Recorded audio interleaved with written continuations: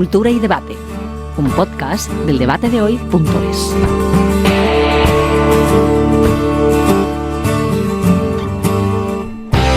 ¿Qué tal? Bienvenidos al octavo programa de Cultura y Debate, y además es el primero de este segundo año de Cultura y Debate, de estos podcasts del debatedehoy.es, un programa que vamos a dedicar a la figura del Cid. ¿Por qué? Pues en unos momentos nos lo van a contar nuestros expertos, Isabel Pérez Cuenca y también Fernando Ariza, aunque seguro que ustedes ya han vuelto a leer cosas sobre el héroe castellano, porque Arturo Pérez Reverte ha decidido sacar un libro sobre el Cid, y cuando Reverte escribe, pues habitualmente suele estar por lo menos en la portada de los periódicos, porque además pues lo adereza con alguna que otra declaración de las habituales de Pérez Reverte, y por lo tanto está en todos los medios. Como decía, vamos a hablar con Isabel Pérez Cuenca, con Fernando Ariza, ambos son profesores de la Universidad CEU San Pablo, para hablar sobre todo de la vertiente literaria y sobre ese cantar de Mío Cid. Después hablaremos con David Porrinas, de la Universidad de Extremadura, para centrarnos en el Cid histórico, en ese verdadero soldado que batalló y llegó a conquistar Valencia. Como digo siempre, os podéis suscribir a estos podcasts del debatedehoy.es, en iVoox, en iTunes, en Spotify, en YouTube, en Google, en la aplicación de podcast. Estamos en todos los lados, y también en las nuevas newsletters que también en este año del debate de hoy siguen adelante. Yo soy Pablo Casado, Chema Rubio en la técnica.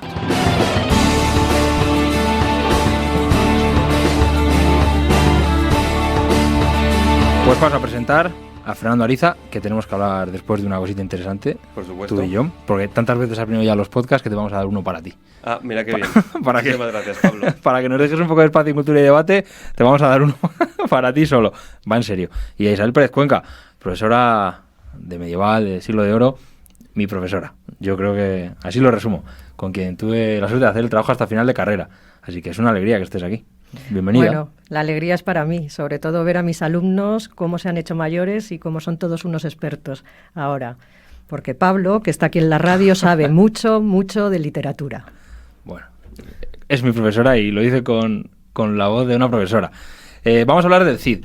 Fernando, vas a llevar tú esta charla, ¿por qué? Porque a partir de muy prontito, unas semanas, igual quien escuche este podcast después del tiempo ya podrá escuchar también, tendremos unos podcasts de literatura en el debatedehoy.es. Muy bien, perfecto. Pues voy a ver cómo llevo yo esto. Todavía no tenemos ni nombre, pero lo tendremos. Saldrá enseguida. Igual sale a mitad de nuestra conversación. Así que nada, pues si alguno tiene alguna idea, también nos lo puede dejar en los comentarios de iVoox, donde quiera. Y ya saben que dentro de poco pues hablaremos solo de literatura en un podcast especial en esta segunda temporada del debatedehoy.es, en este formato podcast. Y ahora sí, hablamos del Cid. Perfecto. Mi primera pregunta a Isabel es, a ver, ¿qué le parece? Es un poco continuando con lo que cómo has introducido el tema. Ahora el Cid está de moda porque Arturo Pérez Reverte ha publicado un libro sobre el Cid. Como Arturo Pérez Reverte es un hecho noticiable de por sí, pues parece que él ha puesto el Cid de moda. ¿Es eso así? ¿Es noticia el Cid por Pérez Reverte o las circunstancias son otras? Bueno, creo que las circunstancias son otras, y Arturo Pérez Reverte, que es un hombre habilidoso, sabe siempre aprovechar muy bien esas circunstancias. Además ha puesto un título, si no estoy mal informada, muy significativo. Lo ha titulado Sidi, utilizando el término árabe y además con el sufijo i, que es mío, que es mi señor, mi Sidi, mi Cid, mi señor. De ahí nos viene a nosotros Mío Cid. Bueno, ¿por qué este año sacar un libro sobre el Cid? Estamos en un año pidalino. Es año pidalino, se celebra el centenario, llevamos todo el año, desde enero, celebrando el centenario de don Ramón Menéndez Pidal. Ha habido toda una serie de actos conmemorativos, y cuando se habla de don Ramón Menéndez Pidal no puede faltar Rodrigo Díaz de Vivar. Empezaron estos actos en la Real Academia Española, y hay varias revistas especializadas de primera línea que preparan números dedicados a don Ramón, desde Revista de Filología Española, Boletín de la Real Academia Española y también creo que Ínsula. Pero sobre todo ha habido una exposición que ha salido en la prensa, que ha estado en la televisión, que ha estado en todos los medios de comunicación, en la Biblioteca Nacional, y que esta exposición ha llamado la atención sobre estos medios de comunicación por un hecho que se considera histórico, y es que por primera vez se ha expuesto durante 15 días el único manuscrito que conservamos del Cantar de Mío Cid. Manuscrito de un valor incalculable, no porque sea un manuscrito miniado, de estos medievales, con ilustraciones, ni nada por el estilo. Es un manuscrito en pergamino, pobre, de ilustraciones, tiene apenas 2 perfiles cuando se habla de las hijas del Cid, lleno de manchas, aunque en buen estado de conservación a pesar de las manchas, pero es que es el texto fundacional de la literatura española y es el único testimonio que tenemos del Cantar de Mio Cid. Pero no solo es eso, es que es el único testimonio que tenemos de un cantar de gesta hispano. Y no olvidemos que incluso se llegó a negar la existencia de la épica hispana, que lo que siempre se pensó, o lo que se pensó en el siglo XIX, es que la épica hispana no era más que una implantación de la épica francesa, a pesar de que conocían ya el Cantar de Mio Cid, pero aún así pensaban eso. Así que exponer durante 15 días el manuscrito ha sido un acontecimiento que pasó por la Nacional, daban horas para poder verlo, cada 15 minutos, fue una cola tremenda y conseguir un pase para ver el manuscrito fue tremendo. Quiero decir que ha sido un año, y es un año porque todavía no ha terminado, pidalino, y que el cantar, junto con don Ramón Menéndez Pidal, se ha convertido en protagonista. Porque la pregunta, consecuencia, ¿por qué Menéndez Pidal es tan importante para el Cid? ¿Por qué el Cid es tan importante para Menéndez Pidal? ¿Qué relación que aportó? Bueno, pues la aportación de don Ramón Menéndez Pidal en este sentido es incalculable. Acabo de decir que en el 19, sobre todo, bueno, no solo la crítica francesa, pero la crítica francesa con Gaston Paris y otros, consideraban que la épica hispana era una implantación de la épica francesa. Una conferencia inaugural de un curso académico de Milà y Fontanals planteó la situación de otra forma y dijo que la épica hispana había que reconstruirla a partir de las crónicas medievales. Ese era el aspecto fundamental y la labor la hizo don Ramón Menéndez Pidal. Don Ramón Menéndez Pidal reunió los testimonios cronísticos, los estudió, los evaluó y sobre eso, después de clasificarlos cronológicamente y ordenarlos, después de todo eso estableció los pilares para poder reconstruir la épica hispana. Esto se hizo desde finales del 19 y comienzos del 20. A esto siguieron otros hispanistas como Sintra y fundamentalmente luego Diego Catalán en solitario con su equipo de investigadores como Inés Fernández Ordóñez, académica ahora mismo en La Española, María del Mar Bustos, Mariano de la Campa y otros. Todos estos estudios cronísticos han permitido tener o ofrecer ahora mismo un conocimiento de la épica que se inicia con don Ramón Menéndez Pidal, muy importante. Ya no hablo solamente de Mio Cid, sino de toda la gesta, de todos los cantares de gesta hispanos. Esto culmina probablemente con uno de los libros más importantes sobre épica hispana de Diego Catalán, publicado en el año 2000. Y esto se inicia, insisto, con don Ramón. Así que va unido un nombre con nuestra obra. Aparte de que fue el primer editor de una edición crítica. Es decir, que tenemos, don Ramón editó el Cantar de Mio Cid. Edición que sigue estando, igual no vigente, pero que se sigue... Bueno, la edición estuvo vigente, la de don Ramón, el texto de don Ramón estuvo vigente hasta que en los años 90, ahora no voy a recordar la fecha, pero en los años 90 aparece la edición de Montaner. Edición de Montaner vuelve a estudiar el Cantar de Mio Cid, el manuscrito, tiene acceso a él y por vez primera hay una serie de tecnologías que van a permitir leer el manuscrito y leer incluso esas partes ocultas por las manchas de los reactivos que se habían utilizado en años previos para leerlo. Eso le lleva a aclarar algunas lecturas y aclarar algunos datos como los versos finales en los que aparecía la datación, una datación del cantar que había sido polémica y que no se sabía muy bien si había unas letras o no ahí. Bueno, entonces hasta el texto, hasta los años 90 que Montaner imprime una nueva edición, el texto de don Ramón ha sido el texto que hemos leído todos del Cantar de Mio Cid. Casi nada. Porque estamos hablando de épica hispánica, de cantares de gesta, y sin embargo, solo nos referimos al Cid. ¿Existieron otros cantares? Sí.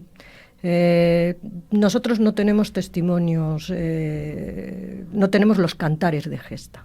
Eso sería lo correcto. Solamente conservamos el cantar de Mío Cid en Códice del 14, un fragmento del Roncesvalles, de otro cantar de gesta, que lo conservamos milagrosamente porque estaba escrito en pergamino y entonces se dobla para hacer una bolsa, incluso se le pone una cinta a esas páginas del Roncesvalles, y como para llevar cosas, como si fuese una bolsa para meter cosas. Y luego conservamos otro texto también tardío de las Mocedades de Rodrigo. Eso es todo lo que conservamos. Y esto lo conservamos milagrosamente. De casualidad. De casualidad. Casi. Porque todos los demás cantares de gesta, tanto los de tema carolingio como los de tema hispano, están perdidos. Y es lógico que se hayan perdido, porque no eran textos que se leyesen, eran textos que se oían, que se cantaban, por eso se llaman cantares, se cantaban y se oían. Y no estaban, no se difundían para ser leídos, sino para ser oídos. Entonces no tenía sentido ponerlos por escrito. Que se pongan por escrito es una cosa totalmente anómala. ¿Y por qué el Cid se conservó? El Cid se conserva porque el concejo de Vivar tiene un gran interés en las hazañas de su héroe. Y entonces en el 14 copian. Tienen acceso, obviamente, a alguna otra copia, a otro texto, y ponen por escrito el cantar de Mío Cid. Ese es el manuscrito que conservamos y ese es el manuscrito que está en la Biblioteca Nacional. Pero ese es un manuscrito del siglo XIV. El cantar de Mío Cid es muy anterior al siglo XIV y hasta esa copia escrita se tuvo que difundir de forma oral. Uh-huh. Es decir, ¿fue un motivo, casi una casualidad, o el interés de un grupo de personas y no la calidad del poema frente al resto de otros poemas épicos que se pudieron perder? Sí, fue probablemente el que uno quiere tener las hazañas de su héroe, del héroe local, y por eso las pone por escrito. Y de ahí pasó a convertirse en el héroe nacional. Bueno, se convierte en el héroe nacional relativamente. Se va a convertir en el héroe nacional dependiendo de las épocas, porque hasta es parodiado en un momento determinado, en el 17. Hay toda una literatura satírica y una poesía satírica, y en algún momento nos aparece Rodrigo Díaz de Vivar totalmente parodiado y ridiculizado. Uh-huh. Así que en algún momento sí. Por supuesto, en el siglo XX se convierte en nuestro héroe nacional y hay todo un romancero nacional en el que va a utilizarse al Cid. Y también tenemos que recordar que hay todo un romancero que nos viene desde la Edad Media y que se va a poner por escrito, fundamentalmente se va a imprimir a partir del siglo XVI y de la aparición de la imprenta, y que luego hay toda una tradición oral moderna en el que el tema es Rodrigo Díaz de Vivar. Uh-huh. O sea que sí, es un personaje que además ha sido utilizado dependiendo del momento para unos intereses o para otros. Uh-huh. Es un personaje muy, muy, muy completo, porque en el propio cantar el personaje está magníficamente caracterizado, magníficamente individualizado. Se le describe de forma psicológica, se le oye perfectamente hablar a través del discurso directo, el narrador va haciendo observaciones sobre el personaje, pero además también la voz del pueblo. Recordemos que en algunos momentos se dice, por ejemplo, cuando tiene que salir de Burgos, que todos los burgaleses dicen, oh, qué buen vasallo, si hubiese buen señor, etcétera, etcétera. Es decir, que es un personaje que cuando uno ahora lee el cantar de Mío Cid, ve a un personaje de carne y hueso. Esta es una de las características de la épica, el verismo, la carencia de elementos fantásticos o de personajes fantásticos. Este no es Roldán, que toca el olifante como... No, es decir, el Cid es un personaje que se le ve de carne y hueso, con una realidad y con un verismo tremendo. Uh-huh. Sí, eso iba a preguntar un poco, si comparamos el Cid con otros poemas épicos nacionales europeos, es cierto que llama la atención ese realismo, ¿no? Con Roldán o con Beowulf o con los Nibelungos, donde el elemento mágico y fantástico, ¿a qué puede caracterizar? ¿Cuál puede ser el motivo de...? Pues esa es una diferencia importante de la épica hispana respecto a otras épicas, la del verismo. Entre otras cosas, tiene como un carácter, podríamos decir, noticiero. Y el Cantar de Mio Cid, una de las cosas que hace es, a través de su retórica, es presentarte los hechos pasados como si estuviesen sucediendo en el presente. Y te hace que el personaje esté ahí y hable. También lo tiene el Roldán. De estilo directo, estos cantares de gesta tienen cerca de un 40% o más de un 40%. Esto ya lo estudió Diego Catalán. Así que, pero la supresión de todos los elementos fantásticos, porque no cuenta, por supuesto, si se aparece el arcángel, etcétera, etcétera, eso es otra cosa.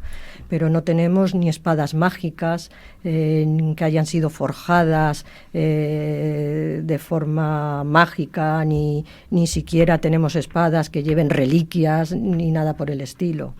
Ni tampoco tenemos, ya digo, como Roldán, que tocaba el olifante de aquella manera, y bueno... y además el Cid tampoco tiene virtudes sobrenaturales, sino que lo que vemos es un héroe que es capaz de planificar una estrategia para vencer en una batalla, que sabe perfectamente cómo sacar partido a su situación, a la fortaleza de sus hombres, etcétera, etcétera. A mí me encanta explicar, cuando explicó el Cid, la batalla con el enfrentamiento con el conde de Barcelona, porque ahí es donde se ve claramente esa idea de hombre cabal que sabe planificar, es decir, es un magnífico militar, es un estratega perfecto. Están en el Pinar de Teba y te van contando perfectamente cómo el conde de Barcelona está arriba de un monte, tiene que bajar toda una cuesta y los hombres del Cid están abajo en el valle esperándolo. El conde de Barcelona supera con creces en número a los hombres de Rodrigo Díaz de Vivar. Además, los hombres del conde de Barcelona y el conde de Barcelona, que van como cortesanos, van vestidos con unas calzas elegantes, unos caballos, etcétera, etcétera, como si fuesen más a una fiesta de palacio o de castillo medieval de entonces que a la guerra. Los hombres del Cid van vestidos con pellizas, con unas botas que eran unas botas alemanas, unas huesas fuertes para cabalgar, etcétera, etcétera. Por supuesto, ni te dan detalles de cómo es la batalla en ese episodio, sino te dicen prácticamente lo anterior, cómo se planifica y cómo están situados y cómo van vestidos los hombres de unos y de otros, y luego cómo vence Rodrigo Díaz de Vivar a los del conde de Barcelona. Solamente les tienen que esperar con las lanzas y van cayendo como piezas de dominó, porque no van vestidos para sujetarse en un caballo. Para esto hay que saber cómo se ensillaban, qué tipo de botas, etcétera, etcétera, y cómo se pelea en la Edad Media. Por supuesto, el hombre medieval eso lo conocía. Los hombres del Cid, ya digo que solo les tienen que presentar las lanzas. Cada vez que le daban una lanzada a un hombre del Cid, caían 3 del conde de Barcelona. La batalla se resuelve en poquísimos versos. ¿Qué es lo que le importaba? Lo que importaba ahí es caracterizar al héroe, primero como buen estratega y después como reparten el botín, como hombre justo, que además a cada uno le va a dar la parte del botín que le pertenece, pero además como hombre leal, incluso después de haber sido expulsado por Alfonso, y entonces también parte del botín irá para el rey. Pero luego no solo eso, sino como hombre generoso, porque va a liberar al conde de Barcelona y a 2 de sus hombres, con la única condición de que el conde de Barcelona coma. Además, hay también como hombre generoso y que sabe perdonar al enemigo. También no falta el sentido del humor, porque cuando le dice al conde de Barcelona que se vaya, no se olvida Rodrigo Díaz de Vivar de decirle que es hombre franco. Y juega con la palabra franco. Franco porque le deja un gran botín, franco porque pertenece a la marca hispánica, por ser catalán, en fin, que está todo en eso. Y eso en un grupo de tiradas muy breve. Yo no hay año que no explique ese fragmento, porque vemos perfectamente cómo se está caracterizando al personaje y qué es lo que importa. Y ya digo que a la batalla no se le dedican versos prácticamente, nada, simplemente te dicen que por supuesto ganó, que les presenta, en fin, nada. Ese verismo, esa ausencia de recursos fantásticos, puede acercar la fecha de la composición del cantar a la propia vida de Rodrigo y así no da tiempo a tener que inventarse cosas. Bueno, pues sí, pero no olvidemos que no es un documento histórico. Cuando se introducen las crónicas, cuando Alfonso X lo introduce en la historia de España, Alfonso X establece una gradación de fuentes. Va a utilizar al toledano, va a utilizar al tudense y va a utilizar las gestas. Y cuando llega a las gestas dice que non son de creer. Es decir, es consciente que los cantares de gesta son ficticios. Es lo que nosotros ahora denominamos literatura. No es un documento histórico. Eso no hay que olvidarlo. Don Ramón consideraba que sí, que el cantar tenía que ser cercano a la época en la que vive Rodrigo Díaz de Vivar. Montaner va a fechar el cantar de forma más tardía. Es difícil compaginar desde mi punto de vista la fecha de Montaner, que propone Montaner. ¿Por qué razón? Porque también hay una serie de recursos lingüísticos, hay otra serie de elementos que apuntan a una época más temprana. Un dato que ha trabajado sobre ello Stephen Hess, que es un hispanista americano jubilado y que va a sacar un libro pronto, espero, sobre el asunto. Aquí la voy a publicar aquí en España.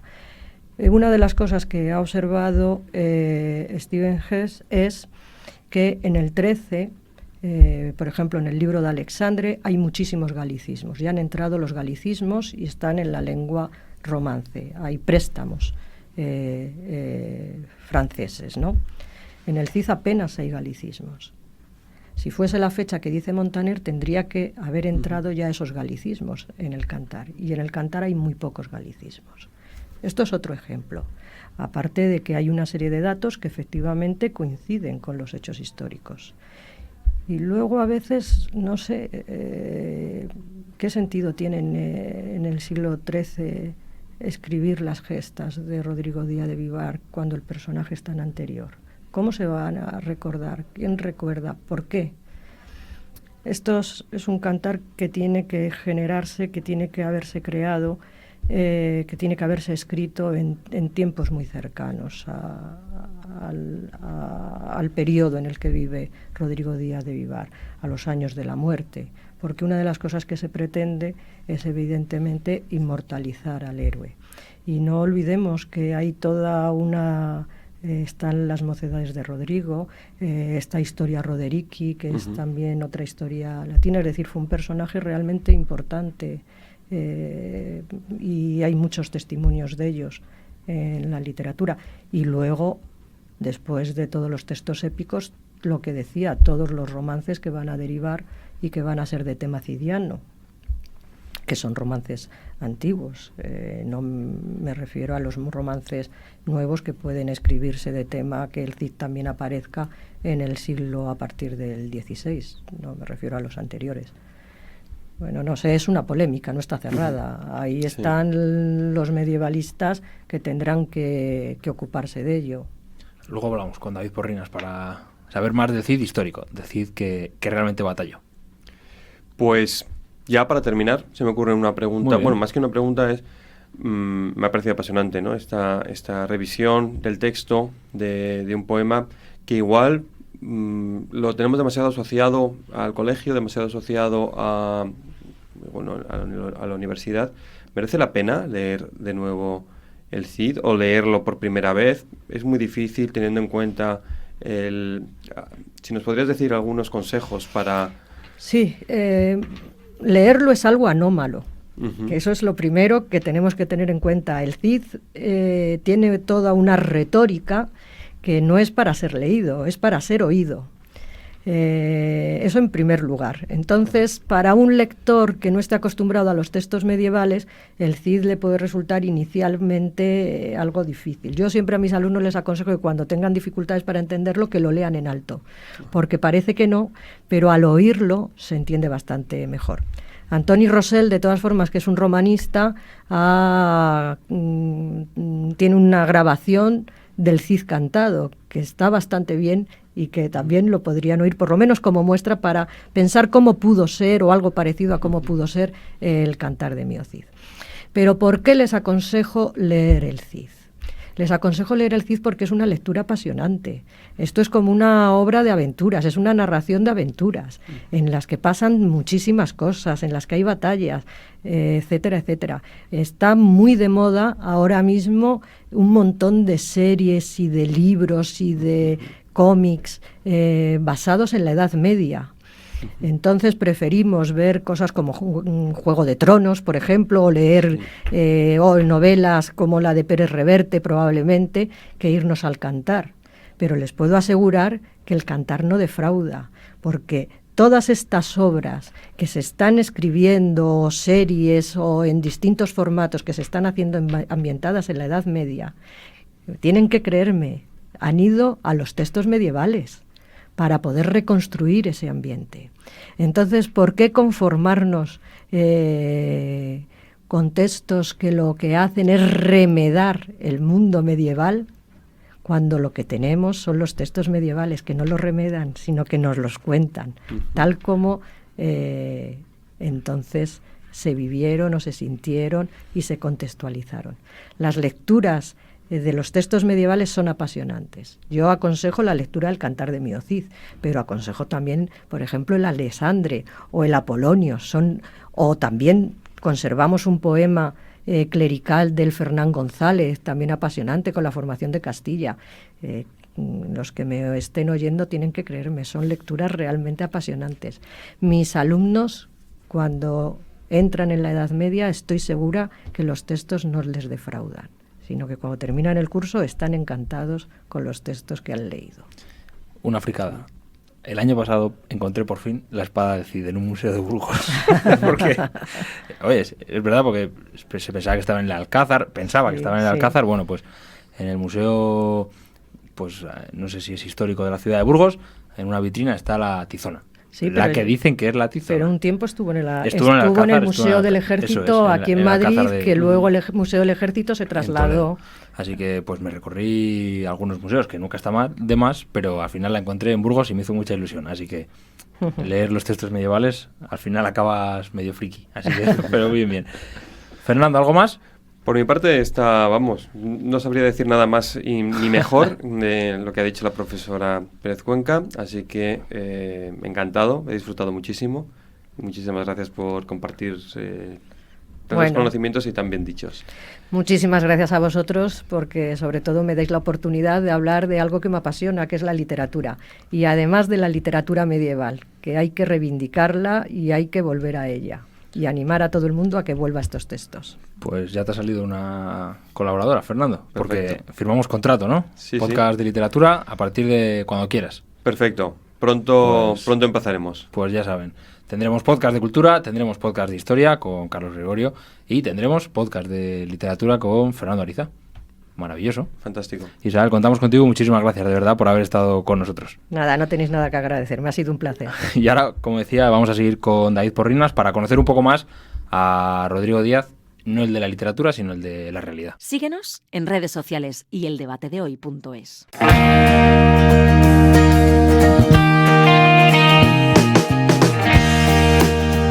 Bueno, pues ya hemos hablado del Cid por su vertiente literaria y ese cantar de Mio Cid.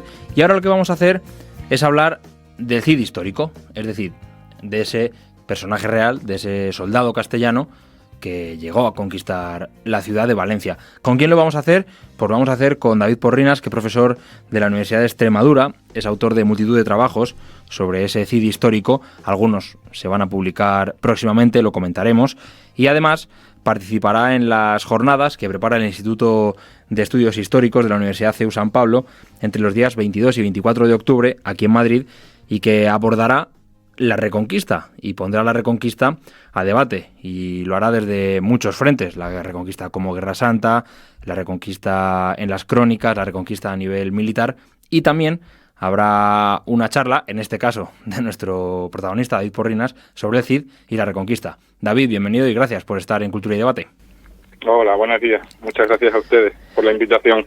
Si le parece, podemos empezar precisamente por ahí, por esa relación entre el Cid y la Reconquista. En ambos casos llegaba a la conclusión de que los siglos y la idealización han acabado por sobreponer a la realidad, tanto en el Cid como en la Reconquista. Sí, bueno, es un fenómeno que se produce, el de la idealización de esa Reconquista, lo cual no quiere decir que en la propia Edad Media, aunque no existiera el término como tal, no existe Reconquista, eso será muy posterior. A partir del siglo XIX se hablará de Reconquista, pero lo que sí encontramos en algunos escritos medievales, algunos de ellos relacionados con el propio Rodrigo Díaz, es una noción, es esa idea de Reconquista. Esa sí aparece plasmada en escritos medievales. Sin embargo, ¿se podría hablar de Rodrigo Díaz de Vivar como un caballero que avanzaba con sus tropas pensando en recuperar territorio a los musulmanes? No. La voluntad de él, por lo que conocemos, no parece que esa fuera su principal motivación. Otra cosa es que él utilice ese argumento para legitimar la conquista de Valencia, porque lo que está intentando es convertir lo que es una especie de principado de taifas gobernado por un cristiano como es él. La idea es convertirlo en un reino, y para eso necesita rodearse de una legitimidad, y parte de esa legitimidad le puede venir dada de esa noción de reconquista, que de hecho viene plasmada en un diploma de 1098, o sea, que 4 años después de que él haya conquistado Valencia. Él dota la catedral de esa ciudad con un nuevo obispo que se ha nombrado, y aparece en el preámbulo de esa dotación, en ese documento aparece esa noción de reconquista. Él mismo se está representando de alguna forma como una especie de agente de esa reconquista, que no es llamada así, insisto, pero que sí aparece esa noción. De recuperación, ¿verdad?, de los territorios. Sí. Vamos a ir poco a poco pues desgranando un poco lo que es la figura del Cid. La mayoría conocemos la historia del Cid a través del Cantar de Mío Cid. Todos yo creo que lo habremos leído como mínimo en el colegio. Sorprende la idea de que se nos presenta al Cid como un hombre desterrado preocupado por recuperar su honra pública, en este caso el favor del rey Alfonso VI. Sin embargo, las fuentes históricas lo que nos presentan es más un disidente que un hombre preocupado por volver a la corte. Sí, realmente es un disidente. O sea, él es desterrado porque ha realizado una serie de acciones que contravienen a la política de su rey. El destierro estaba bien regulado en esa época, y era una opción que podía aplicar el rey para castigar a vasallos rebeldes o que habían contravenido algunas de sus directrices. No parece que la voluntad del Cid durante sus años de destierro sea la de recuperar el favor real. Él está a lo suyo, ha conseguido un hueco y un puesto importante en la corte de los príncipes de la taifa de Zaragoza. Incluso en alguna ocasión podemos intuir que tiene la posibilidad de volver, y él decide seguir al servicio de los príncipes de Zaragoza. Es un personaje que, por lo que vemos, actúa de una manera bastante autónoma, que tiene sus propios planes y que sabe que dentro de la corte no puede prosperar más, no puede llegar más allá de la situación en la que él se encuentra. La única forma que él tiene de progresar, de ascender, es fuera de las fronteras del reino. Y por eso, por lo que él va trazando también sus propios planes, y no parece preocuparle en exceso el hecho de estar desterrado. Donde no hay grandes diferencias entre mito y realidad sería en la representación de Rodrigo Díaz como un gran soldado, empezando por su propio epíteto, por ese campeador. Usted ha trabajado mucho sobre ese término campeador o campidoctor, que sería el término utilizado en la época, que viene a significar señor del campo de batalla, según le he leído a usted. ¿De dónde surge ese nombre? Porque realmente ya en su época era conocido así. Era conocido así, y él mismo firmaba con ese epíteto. En el diploma que mencionaba antes, que es el único vestigio de la escritura que tenemos del propio Rodrigo Díaz, él se autointitula también como campidóctor, como campeador, que sería un epíteto ganado en la propia vida del Cid, y que vendría a ilustrar esa capacidad que tuvo él, no solo para salir victorioso de las varias batallas campales en las que actuó como comandante y también como combatiente, sino también por una habilidad que tenía para ser campeón, para ser duelista, para vencer al rival en combates individuales, en combates judiciales, que era una modalidad también para resolver judicialmente, por la vía judicial, pues determinados litigios. Hablaba usted de esas batallas campales. Yo creo que si preguntásemos a la gente por la calle, como se suele decir, que nos represente o que nos dibuje una escena bélica de la Edad Media, pues seguramente nos pinte a un noble con armadura en un caballo frente a otro ejército que viene de frente también a caballo. Sin embargo, la batalla campal era un recurso militar muy poco utilizado en la época del Cid. En cambio, lo que se solían hacer eran cabalgadas, ¿verdad? Otro estilo bélico en el que el Cid sobresalió y en el que en este caso sí, el Cantar de Mio Cid sí que deja muchas referencias. Sí, la guerra en la Edad Media giraba principalmente en torno al dominio y defensa de puntos fuertes, de fortalezas, de castillos. No se podía conquistar un territorio si no se dominaban sus fortalezas, y para preparar los asedios normalmente lo que se solía hacer era empobrecer su territorio. Empobrecerlo no solo económicamente, sino también moralmente, destruyendo sus recursos, que era también una forma de abastecerse las tropas. En este momento pues no hay unas líneas de abastecimiento definidas y los ejércitos suelen abastecerse en el terreno. De ahí que tenga esa doble vertiente la cabalgada, la de hacer daño al enemigo mientras que nos enriquecemos y nos abastecemos sobre el propio territorio.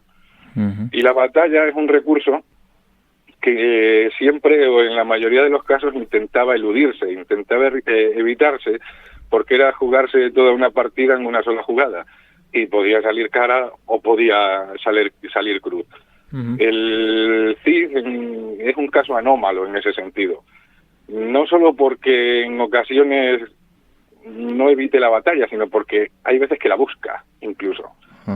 La busca como recurso para acabar con rivales que son incluso más numerosos que él, contra ejércitos más numerosos que él, sabiendo que la única manera que tiene para quitárselos encima es precisamente derrotándolos en una batalla campal. Evitar una guerra de desgaste que sería más larga.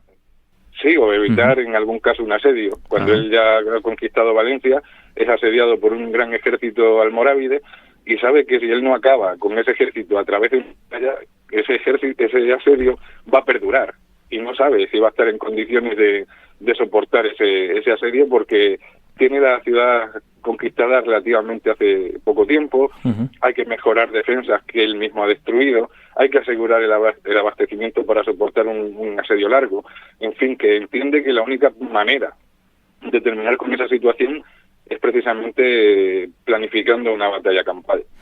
Frente a un enemigo, los almorávides, que en aquella época hacía muy poco tiempo que habían entrado en la península ibérica y que estaban sembrando el terror, creo, en la cristiandad, y sin embargo el Cid destaca en batalla contra los almorávides. Destaca porque es el único comandante que en un periodo de unos 15 años consigue derrotar a un ejército almorávide en el campo de batalla.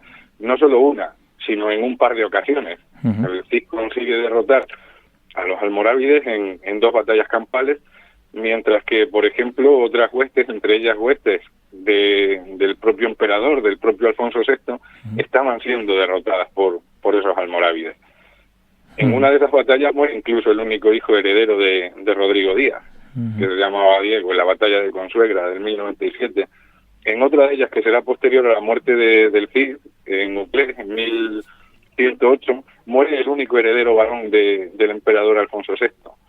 En fin, que los almorávides están consiguiendo derrotar a cualquier ejército cristiano que se les ponga por delante, con la excepción de Rodrigo Díaz, que ya le digo que consigue vencer a ese adversario, que es un adversario nuevo, desconocido hasta entonces en la península ibérica, lo consigue derrotar en un par de ocasiones. Entonces eso también le convierte en un mito.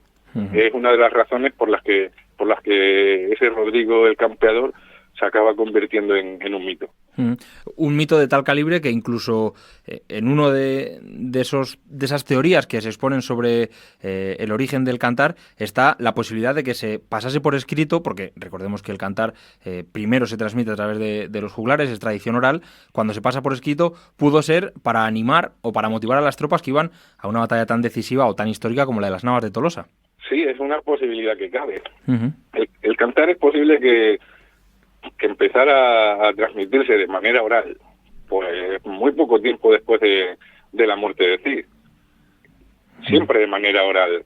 La primera mención a ese mío Cid aparece en una crónica de mediados del siglo XII, unos 50 años posterior a la muerte de Rodrigo Díaz. Es una crónica, más bien un poema de Almería. Es un poema que relata una cruzada que tuvo como consecuencia la conquista de Almería por tropas combinadas de Alfonso VII, de Castilla, de León Castilla, también emperador de Leones, y flotas de genoveses que pusieron sitio a esa ciudad andaluza y consiguieron conquistarla. Ahí se menciona por primera vez ese mío Cid. Eso nos está indicando que el cantar ya estaba circulando de alguna forma. No será hasta finales del siglo XII, principios del siglo XIII, cuando ese cantar que estaba funcionando de una manera oral se pone por escrito. Y da la sensación, cuando uno lee el cantar, que es una especie de preparación para la batalla campal, precisamente, para luchar en una batalla campal, donde se tienen que tomar una serie de cautelas, una serie de precauciones. Por ejemplo, en ese cantar, el mayor logro militar de Rodrigo Díaz, que es la conquista de Valencia, prácticamente pasa desapercibida y se le presta muchísimo más atención a distintas batallas campales, la mayoría de las cuales son ficticias. Eso podría servir como elemento no solo motivador, sino de alguna forma didáctico, pedagógico, para aquellos combatientes que iban a participar en la batalla de las Navas de Tolosa. Porque ese cantar, lo que nosotros conocemos, la versión que nosotros conocemos escrita, podría haberse compuesto entre la batalla de Alarcos, una gran derrota para Alfonso VIII, y la batalla de las Navas de Tolosa, que es su gran victoria, que de alguna forma le redime de aquella anterior derrota en Alarcos, que había tenido lugar en el año 1195. Ese sería más o menos el ambiente en el que pudo ponerse por escrito versiones que estaban circulando de manera oral y que eran transmitidas por juglares. Podría ser una posibilidad interpretativa. Entender que el cantar bien podría haber actuado como una especie de elemento motivador por una parte y también como guía para ejecutar una batalla campal. Hablaba usted del gran éxito militar de Rodrigo Díaz a lo largo de su vida, es la conquista de Valencia. Una conquista, ya lo comentaba también usted antes, que pretende convertirse en un principado independiente y no depender ni de musulmanes ni de la cristiandad. Y eso es algo que le lleva a acercarse incluso a la Santa Sede, un aspecto que he de reconocer que es muy poco conocido en la historia de Cid. Sí, es un aspecto muy interesante y realmente muy poco conocido.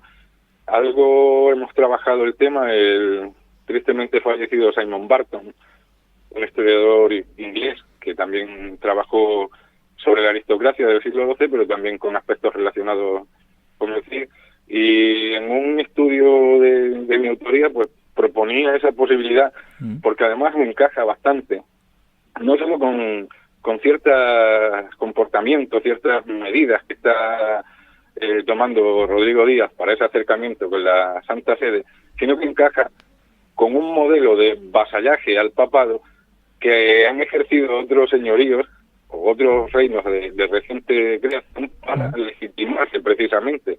Tenemos los ejemplos del recién creado reino de Aragón, que está necesitado de legitimidad, está amenazado además por distintos poderes cristianos, y conocemos ese vasallaje de los reyes de Aragón, al menos desde el reinado de Sancho Ramírez, ese vasallaje con los papas de Roma. Pero también conocemos esos vasallajes de señores normandos que han conseguido conquistar territorios en el sur de Italia y también en Sicilia. Y que precisamente el Papa en este momento quizás no tenga un poder militar, pero sí tiene la capacidad para otorgar legitimación a a señoríos que se están creando en este momento gracias a la expansión de la cristiandad, gracias a la conquista. Otro ejemplo lo tenemos en la Inglaterra conquistada por Guillermo el Conquistador. También una de las primeras cosas que hace Guillermo el Conquistador es esa especie de vasallaje hacia el Papa, porque sabe que es el quien le va a proteger principalmente de las agresiones que pueda sufrir ese nuevo espacio político de otros enemigos cristianos, más que de enemigos paganos o de musulmanes, de otros enemigos cristianos que quieran frenar ese proceso de consolidación de un reino. En este momento es necesaria esa especie de autorización papal, esa especie de legitimación papal. En el caso del reino de Portugal van a pasar bastantes años hasta que venga ese reconocimiento.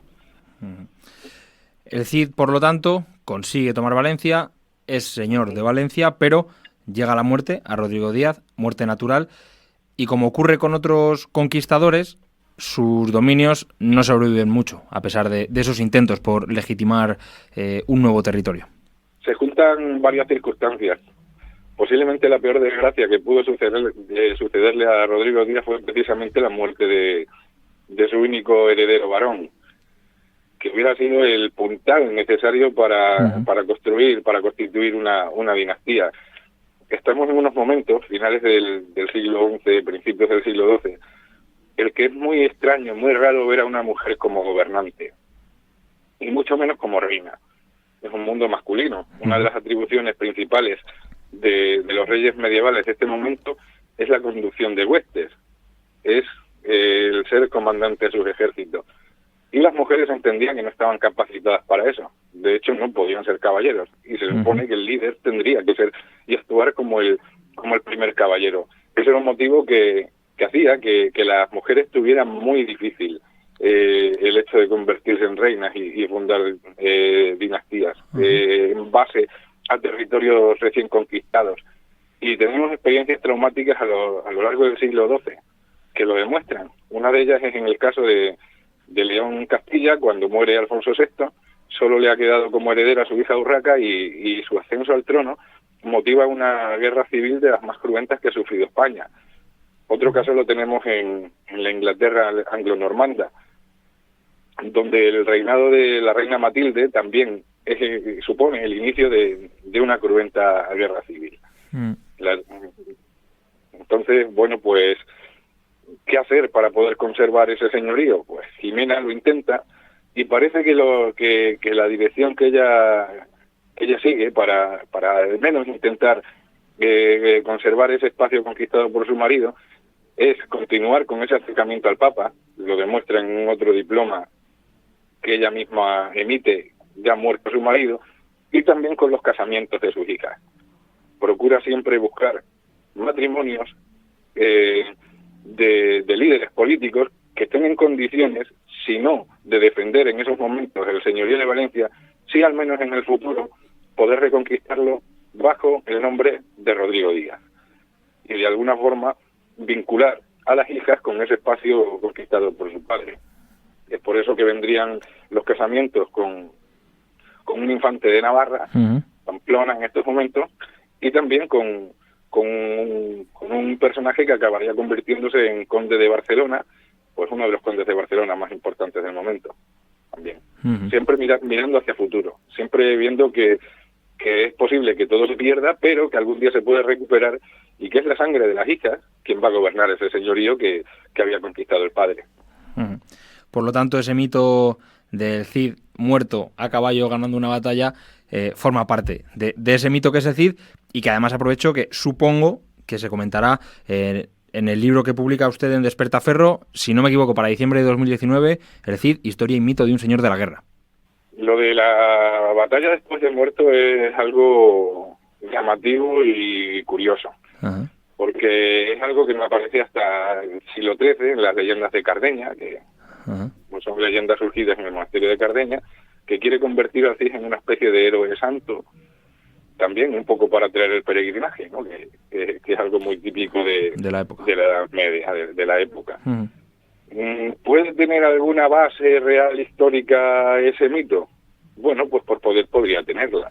Podría haberse dado el caso de que cuando en 1102 Jimena ve que no puede defender Valencia porque no tiene apoyo externo de ninguna clase, deciden destruir la ciudad para que el enemigo, el Morávide, se lo encuentre destruida, y tienen que trasladar el cuerpo embalsamado de Rodrigo Díaz para Castilla para sepultarlo allí. Quién sabe si a lo mejor en ese traslado, en esa especie de comitiva fúnebre de Valencia a Castilla, no hubo alguna especie de rifirrafe, algún tipo de emboscada, algún tipo de combate menor con el enemigo. Y de ahí surgiera un poco aquella idea de que había vencido una batalla después de muerto. Por poder ser, podría haber ocurrido algo por el estilo.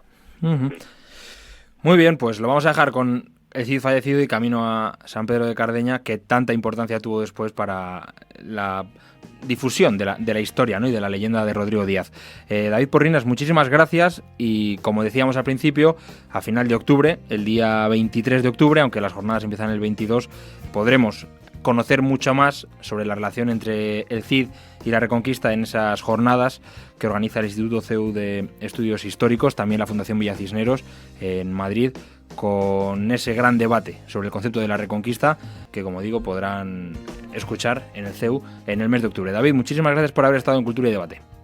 Muchísimas gracias a ustedes por la oportunidad de hablar del Cid campeador. Nos vemos entonces en Madrid. Gracias.